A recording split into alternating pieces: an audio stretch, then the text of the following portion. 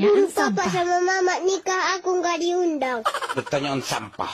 Aku kecewa sama mama, aku kecewa sama papa, aku kecewa. Halo, enggak sekali kau ciptain lagu kau. Kecewa.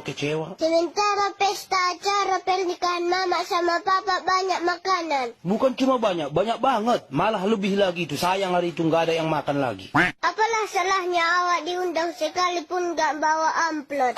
Inilah makanya kadang malas papa ngobrol sama kau. Iya, kayak gini-gini lah. Iya, nggak masuk akal. Apa yang nggak masuk akal? Tinggal undang. Tinggal undang. Kau belum ada itu. Kau kan setelah menikahnya papa sama mama kau ada kau. Kawanku nikah papanya diundangnya dia. Iya, papanya istri kedua.